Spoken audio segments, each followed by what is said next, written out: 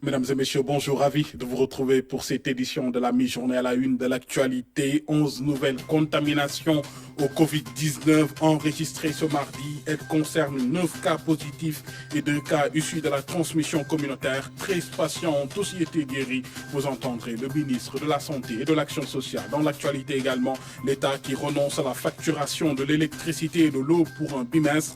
Plus de 15 milliards de francs CFA seront pris en charge dans cet appui aux ménages démunis. Appui qui s'inscrit dans le programme de résilience économique et sociale annoncé par le chef de l'État. Le dossier de ce trésor s'intéresse à l'impact de la pandémie du coronavirus sur le secteur de l'hôtellerie. Beaucoup d'hôtels ont déjà fermé leurs portes. Manque à gagner de 230 milliards de francs CFA que les décisions prises par le chef de l'État tenteront de juguler. On verra tout cela. Voilà pour les titres, mesdames et messieurs, bienvenue et merci de nous recevoir chez vous. D'abord, les nouveaux chiffres du coronavirus au Sénégal. Ce mardi, 11 nouvelles contaminations ont été enregistrées, portant à 237 le nombre de cas confirmés. Il s'agit de 9 cas contacts et 2 cas issus de la transmission communautaire. Le ministre de la Santé et de l'Action sociale a aussi annoncé la guérison de 13 patients du Covid-19. En outre, le Comité national de gestion des épidémies a émis quelques recommandations. Je vous propose d'écouter le ministre de la Santé et de l'Action sociale. Ce mardi 7 avril 2020, le ministère de la Santé et de l'Action sociale a reçu les examens virologiques suivants. Sur 110 tests réalisés, 11 sont revenus positifs. Il s'agit de 9 cas contacts suivis par nos services, de 2 cas issus de la transmission communautaire. Par ailleurs, 13 patients hospitalisés ont été contrôlés négatifs et donc déclarés guéris. Ils sortiront d'hospitalisation tout à l'heure. L'état de santé des patients hospitalisés est stable. À ce jour, 237 cas ont été déclarés positifs au Sénégal, dont 105 guéris, 2 décédés, 1 évacué.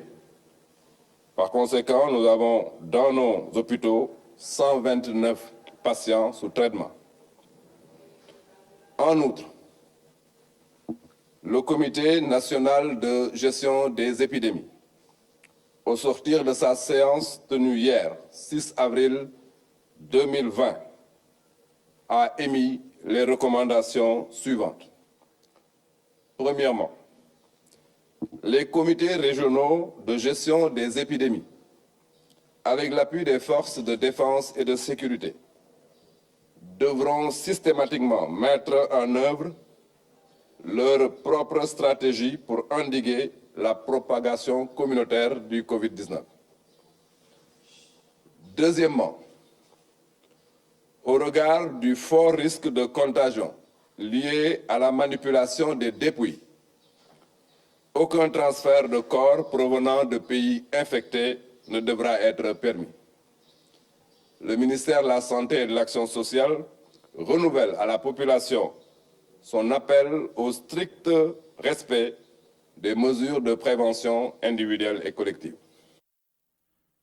Et puis, cette bonne nouvelle pour les ménages sénégalais, le gouvernement renonce à la facturation de l'eau et de l'électricité pour un bimestre. Ce sont plus de 15 milliards de francs CFA qui sont ainsi pris en charge dans cet appui aux ménages démunis, nous dit Lamine Touré. Contre le Covid-19, l'État rassure en détail cette fois-ci le plan de résilience économique et sociale. Les ministres du pétrole et de l'eau sont dans l'opérationnel. Pour l'électricité, la tranche sociale, c'est plus de 900 000 bénéficiaires, ceux qui ont une consommation égale ou supérieure à 250 kWh.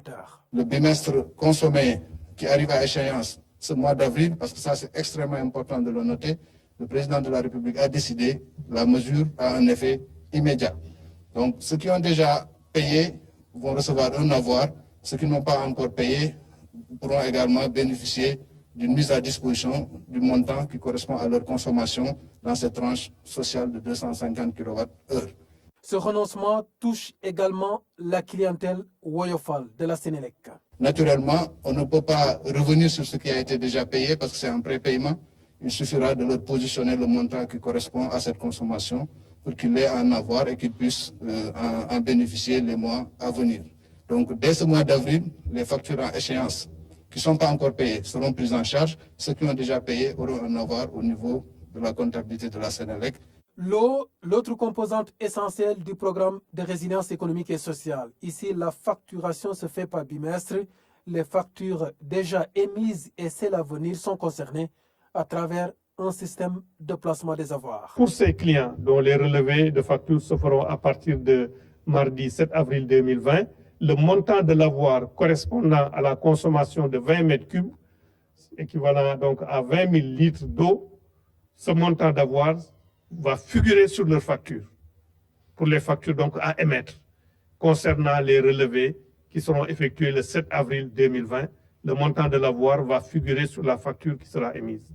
Pour les clients maintenant pour lesquels le montant de la facture a déjà été émise et qui devait échoir le 15 avril 2020, pour ces clients, le montant de l'avoir, on va faire figurer ça sur la prochaine facture qui sera émise donc au mois de mai pour être payable vers le 15 juin. Donc la date d'échéance sera le 15 juin.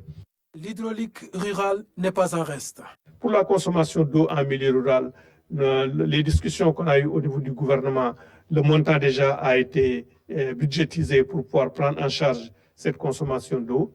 Maintenant, le problème qui se posait, c'est un problème de mise en œuvre.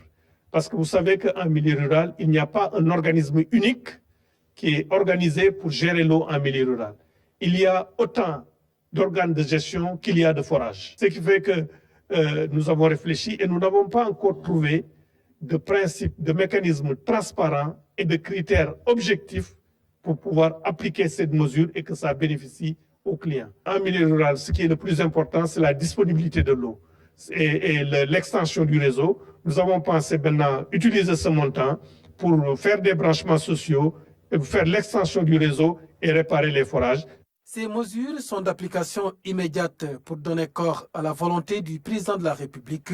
Seuls les ménages pauvres comptent ici. Le ministre de l'Élevage lui appelle les éleveurs au respect de l'état d'urgence. Samba Ndiobenka s'exprimait sur les mesures prises par le chef de l'État avec le programme de résilience sociale. C'était en marge de son passage à Radio Sénégal. Explication avec Safoura Sow. Dimanche, 20h00, le ministre de l'Élevage et des Productions animales a fait son entrée dans les studios de Radio Sénégal. Samba Ndiobenka, hôte de marque de l'émission d'Ingral Aïnabé sur la 95.7, est revenu sur le chapelet de mesures prises par le chef de l'État pour venir au chevet des populations en cette période de pandémie du coronavirus. Le président de la République a mis en place un fonds de plus de 1000 milliards destiné aux différents secteurs. Et dans ces volets également, il y a le ministère de l'Élevage qui a été doté tout récemment de plus de 3 milliards dédiés à l'acquisition d'aliments de bétail pour les éleveurs sénégalais. Actuellement, il y a quand même des mesures importantes qui ont été prises pour vraiment alléger un tout petit peu la souffrance des populations sénégalaises, mais aussi particulièrement aussi des éleveurs qui sont quand même dans des situations très difficiles. L'heure est grave pour répéter le président Macky Sall. L'état d'urgence, souvent mal compris par les populations, est désormais effectif dans tout le pays. Le ministre de l'Élevage et des Productions animales a magnifié la clairvoyance du chef de l'État dans son programme de résilience sociale, un programme qui concerne tous les citoyens sénégalais dans leur ensemble. Aujourd'hui, à la fermeture des marchés hebdomadaires sur tout le territoire national, ce qui pose un problème sérieux pour les éleveurs, non seulement de vendre d'écouler leurs animaux, mais aussi de s'approvisionner. Mais par rapport à ça aussi, nous sommes en train de discuter avec le ministre de l'Intérieur, mais aussi les autorités administratives, afin quand même qu'il y ait une compréhension, mais un accompagnement surtout de ces acteurs-là. Et par rapport à ça, nous suivons ça de près. Également, nous sommes en train actuellement de recenser les transhumants qui sont actuellement en brousse, loin de chez eux, donc qui ne pourront pas être comptabilisés ni chez eux, ni au niveau de leur zone d'accueil. Et par rapport à ça, nous sommes en train de faire un recensement. Au moment où je vous parle, nous sommes à plus de 7114 ménages transhumants. Et par rapport à ça, on est en train de discuter dans quel cadre on pourrait vraiment tenir compte de cette frange pour qu'elle puisse bénéficier de ces 69 milliards dédiés à l'acquisition de vivres. L'élevage reste un maillon important de notre économie. Le coût Corona s'est fait donc bien sentir à travers l'arrêt des marchés hebdomadaires et autres commerces. Il mérite donc une attention particulière en cette période de guerre contre le coronavirus pour stopper la propagation de la pandémie. Et on en vient au dossier de ce trésor. Il s'intéresse à l'impact de l'épidémie sur le secteur de l'hôtellerie. Avec ce chiffre alarmant, 230 milliards de francs CFA. C'est le manque à gagner pour les hôtels en cette période. Des milliers de nuitées ont été perdues. Et dans ce contexte, le chef de l'État a pris des décisions pour sauver les entreprises du secteur. C'est un dossier signé à Ramdao. Plus de fil à l'entrée de l'hôtel. Personne à l'accueil, si ce n'est notre interlocuteur du jour. Ce 3 avril, à quelques heures du discours du chef de l'État, Moustapha Kane nous entraîne dans ce 5 étoiles vide de son monde habituel. Ce silence est assourdissant pour le patronat de l'industrie hôtelière. Comme vous l'avez vous-même constaté, le Terrou-Bi est fermé.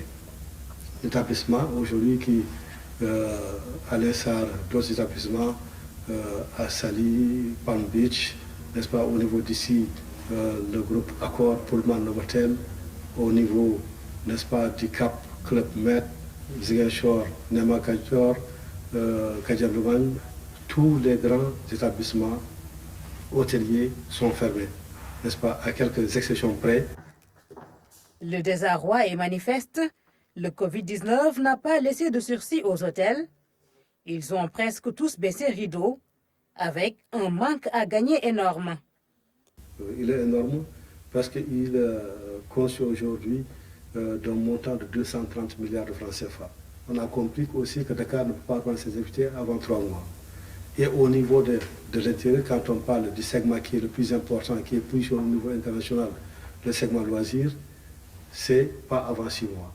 Donc cela, aujourd'hui, c'est plus de 35 000 à 40 000 lits qui sont touchés. Que les banques bloquent les échéances de paiement, que l'État dégage des fonds pour appuyer le secteur, le syndicat portait ses doléances à bout de lèvres. Il faut également adhérer tout ce qui est dette fiscale, tout ce qui est antérieur à 2020. Le chef de l'État l'avait fait lorsqu'il y a eu Ebola, n'est-ce pas, il l'avait fait. Et je pense aussi que c'est un bon interrupteur pour le secteur touristique. Avant, on parlait de quelques dizaines d'hôtels, mais là, c'est 900 établissements qui sont touchés.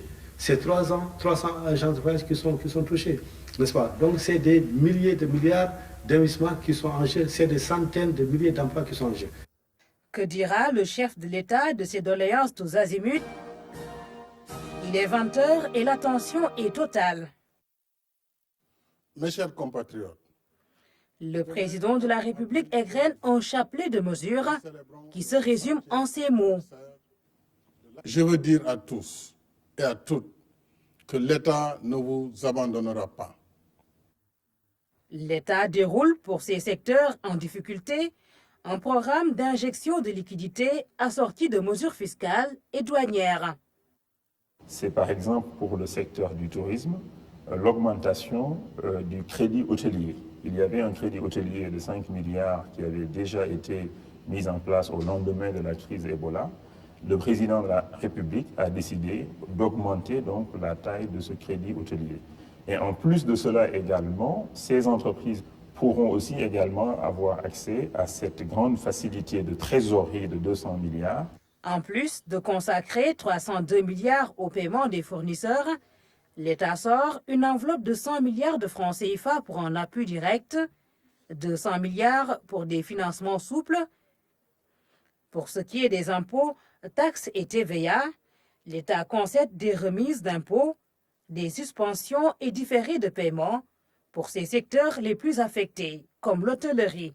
Ce que nous leur disons, c'est de préparer rapidement leur dossier pour avoir accès à toutes ces mesures fiscales que le ministre des Finances et du Budget va préciser dans les jours à venir, mais également de se préparer pour accéder à la facilité donc de 200 milliards, la facilité de trésorerie. Je voudrais préciser que cette facilité permettra donc aux entreprises affectées d'avoir un crédit sur 2 ans, 3 ans, à des taux relativement bonifiés, avec des conditions souples. La seule contrepartie qu'exige l'État, le maintien des emplois. Donc ce que nous leur disons, c'est que si vous aviez mis en chômage technique vos employés, c'est de payer quand même au minimum 70% du salaire net, parce que cette crise ne va pas durer éternellement. Dans 2 ou 3 mois, selon les projections, nous allons reprendre nos activités. Toutes ces mesures sont logées dans le programme de résilience économique et sociale. Les dépenses y afférentes sont couvertes par le Fonds Force Covid-19, avec pour ambition contrer les lourds effets du Covid-19 sur l'économie. Voilà, pour ce dossier signé Aramdao. Notre secteur également affecté par la pandémie du Covid-19, le secteur de la coiffure. Les salons pour femmes ont tous plié bagages ou presque. La décision de l'État visant à fermer ces espaces de rassemblement est passée par là. Pendant ce temps, certains salons de coiffure pour hommes prennent le risque d'ouvrir. Toutefois, ils essaient autant que faire se peut de suivre les mesures édictées par les autorités sanitaires. Reportage signé Fatou Diouf. Covid-19 oblige, il faut bien se laver les mains, les sécher et s'enduire de gel hydroalcoolique avant toute activité. C'est la routine de ce coiffeur qui, malgré la fermeture des salons, ouvre ses portes pour sa fidèle clientèle.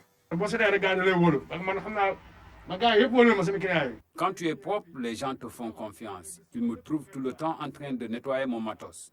Une fois sur place, je les oblige à se laver les mains avec du savon et de l'eau de javel et enfin mettre du gel. Se couper les cheveux chaque 15 jours, c'est un rituel chez Pape. Même en période de confinement, il va chez son coiffeur. C'est une question de confiance. C'est mon ami, c'est quelqu'un de propre. Il respecte les normes d'hygiène. Vous avez vu, dès que je suis arrivé, il m'a aidé à me désinfecter les mains. Cela doit être le comportement de tout un chacun. À Sacré-Cœur, seuls les salons de coiffure hommes sont ouverts. La distance d'1 mètre avec le client est loin d'être respectée. Tout de même, certaines mesures d'hygiène sont suivies.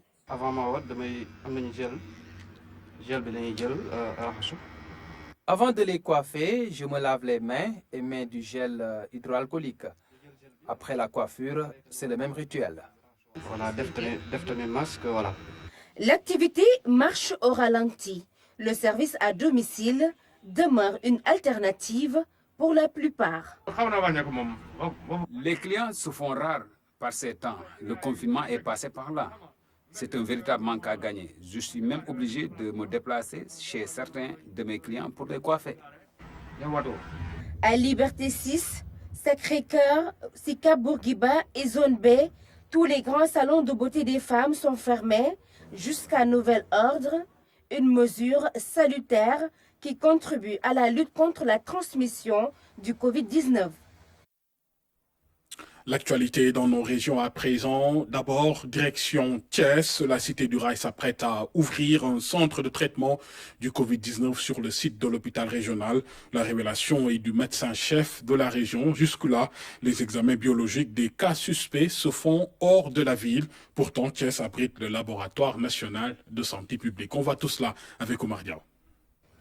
La ville de Thiès, qui fait partie des zones avec des cas positifs de Covid-19, est étroitement surveillée par les autorités sanitaires. Le directeur général de la santé a tenu à descendre sur le terrain. Nous comptons descendre sur l'ensemble des 14 régions. C'est important vraiment pour en tout cas, revigorer déjà nos équipes. À la région médicale, on est sur le pied de guerre depuis l'apparition du premier cas. Le 13 mars, Thiès a enregistré son premier cas à Mbour. Depuis le début, nous avons pratiquement identifié 250 contacts. Pratiquement tous les cas contacts sont en fait de surveillance. Thiès a son comité régional de gestion des épidémies qui est multisectoriel. Il regroupe entre autres l'administration territoriale et les autorités municipales. La capitale du rail songe à mettre en place un site de traitement. Nous voulons faire de l'hôpital régional de Thiès un site de prise en charge. Il faudra faire des aménagements avec des préfabriqués qui sont mis en place. Avant de traiter, il faut tester. Désormais, les échantillons collectés ne sont plus convoyés sur Dakar.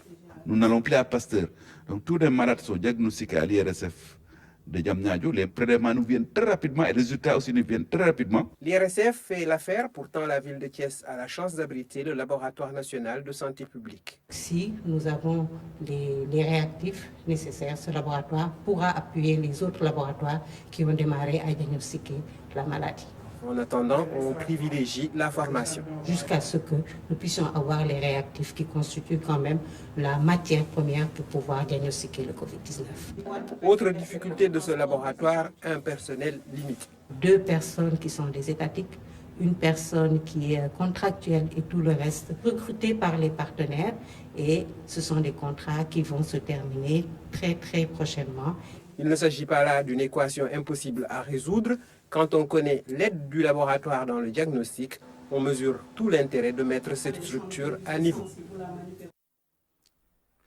Après la cité du rail, cap sur Fatick et Kaffrine, où les comités de gestion des épidémies ont reçu un don du Puma. L'objectif est d'aider ces structures dans la lutte contre la pandémie. Chaque région dispose ainsi d'une tente de 20 lits, de produits d'hygiène et de protection, entre autres. Claire Diop, avec notre bureau à Kaolack. C'est une enveloppe de 70 millions de francs CFA qui a été dégagée dans le cadre de la stratégie de riposte nationale. Le programme d'urgence de modernisation des axes des territoires frontaliers appuie ainsi les comités régionaux de lutte contre les pandémies dans les 10 régions frontalières du Sénégal.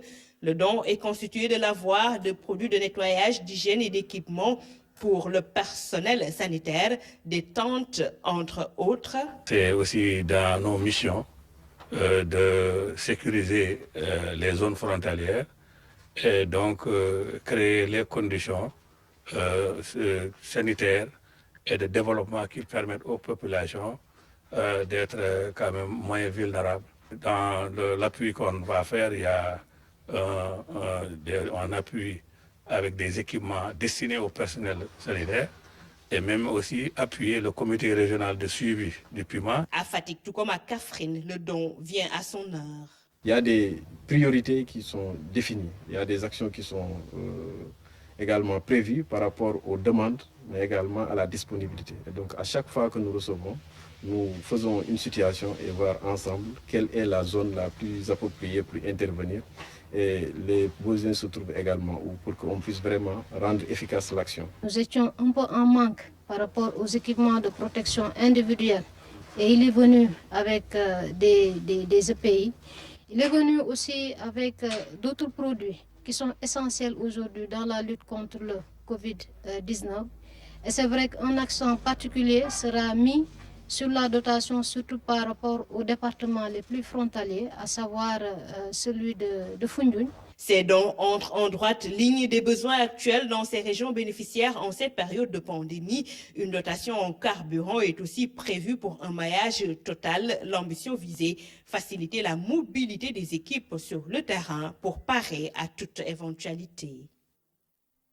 Dans le sud du pays, à Ziguinchor, les étudiants de l'université Assane Seck veulent participer à leur manière à la lutte contre cette pandémie du Covid-19. Ils ont décidé de fabriquer 5000 flacons de gel antibactérien. Derrière cette initiative, une équipe de doctorants en chimie, nous dit Abdoulaye Sinkare avec notre bureau à Ziguinchor. L'université Assane Seck en plein dans la lutte contre le Covid-19. Ce matin, au laboratoire du bloc scientifique, une équipe de 10 doctorants en chimie s'affaire autour de la préparation de solutions hydroalcooliques. Le processus consiste d'abord à mélanger, prendre les proportions édictées par l'OMS en termes de volume, en éthanol, en eau oxygénée, en glycérol et en eau dissillée. C'est l'éthanol qu'on prend d'abord en premier lieu, qu'on mélange avec l'eau oxygénée. Ensuite, on y ajoute le glycérol et en dernier lieu, l'eau distillée qui a été mélangée avec du gélifiant agar-agar pour avoir un aspect gélifiant. L'institution qui met cet acte dans le cadre du service à la communauté envisage de faire 2000 flacons et si les moyens le permettent, aller jusqu'à 5000. 2000 vers 3000, ça dépend de nos moyens aussi, vous savez. Donc les produits sont un peu chers. On les achète de Dakar et puis pour acheminer, ça fait encore du temps, de l'argent. Donc on essaie de faire avec ce qu'on a. Mais si on peut aller jusqu'à 5000 litres, on va aller jusqu'à 5000 litres pour satisfaire bien sûr la population. Dans un contexte où les gels antibactériens font florès, la démarche de ces scientifiques rappelle la nécessité de séparer le bon grain de livret. Ça nous fait peur, bien sûr, avec tout ce qu'on voit comme bactéries et tout. Bon, c'est pourquoi nous, on a décidé, donc en rapport avec le laboratoire de biochimie de l'hôpital de la Paix, nos collègues qui sont là-bas, on a décidé aussi de faire après les tests bactériologiques pour voir est-ce que vraiment notre zèle, pas de bactéries déjà, mais est-ce que aussi notre zèle peut tuer des bactéries. On veut bien faire de la sensibilisation parce que, comme vous venez de voir, vous avez un peu regardé un peu nos protocoles et tout. Pour nous, ça permet aussi de sensibiliser les gens pour montrer que ce n'est pas seulement quiconque peut faire du gel. Voilà, pas n'importe qui peut faire du gel. Donc, c'est aussi mieux quand même de faire du gel. L'Université Hassan Sek compte prochainement remettre un lot de gel au comité régional de lutte contre le Covid-19. Les inspecteurs de la jeunesse à la retraite et les encadreurs des collectivités éducatives participent également à la lutte.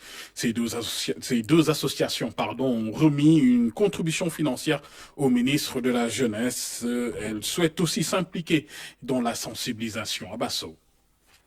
Pour mettre fin à la propagation du Covid-19, aucun acte n'est de trop. Dès que nous avons entendu l'appel de M. le Président de la République, l'association a demandé à tous ses membres de faire un effort pour apporter sa contribution à la lutte contre la pandémie. Nous nous sommes engagés à vous accompagner par rapport à cette lutte. Et je profite de cette opportunité pour vous remercier et vous féliciter pour votre engagement, votre détermination. Ces deux organisations sont sensibles aux moyens financiers nécessaires pour stopper la progression du virus. La tutelle s'en félicite. Je voudrais également vous faire remarquer que votre apport si précieux à la riposte va bien au-delà de votre contribution financière. Le ministère de la Jeunesse y intègre tous les efforts déployés sur le terrain pour mobiliser les jeunes dans la sensibilisation des populations.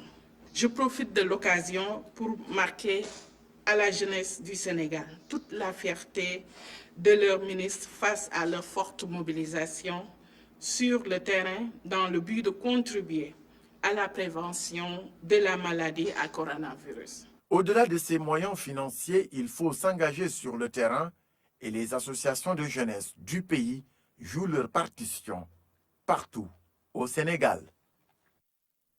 L'actualité à l'étranger. Pour finir, le Premier ministre britannique Boris Johnson a été placé en soins intensifs depuis hier soir. C'est ce qu'a annoncé une source proche du Downing Street. Son état reste stable malgré tout. Il a reçu plusieurs messages de soutien. Daraba. L'état de santé du Premier ministre britannique est devenu hier soir alarmant, ce qui justifie son admission en soins intensifs à l'hôpital Saint-Thomas de Londres. Boris Johnson a reçu plusieurs messages de soutien de la part de certains dirigeants du monde ou d'institutions internationales. He's been a really good friend. He's been really something very special, strong, resolute, doesn't quit, doesn't give up. Si Boris Johnson continuait à assurer son rôle de chef de gouvernement, depuis hier soir, son intérim est assuré par le ministre des Affaires étrangères, Dominic Raab. Dominic Raab, chef du gouvernement et premier secrétaire d'État, désigné Premier ministre par intérim, a salué le dévouement du personnel du système hospitalier de Londres et assure que le Premier ministre britannique Boris Johnson, âgé de 55 ans, reçoit d'excellents soins et son état de santé est jugé stable. Ainsi va l'actualité de ce mardi après-midi, mesdames et messieurs. Merci de nous avoir suivis. Merci de votre attention et de votre fidélité. L'info, je vous le rappelle, continue sur rts.sn et sur live.rts.sn. Juste après moi, retrouvez Fanta Badji pour l'édition à Wolof. Je vous souhaite un très bon après-midi et un bon appétit si vous êtes à table.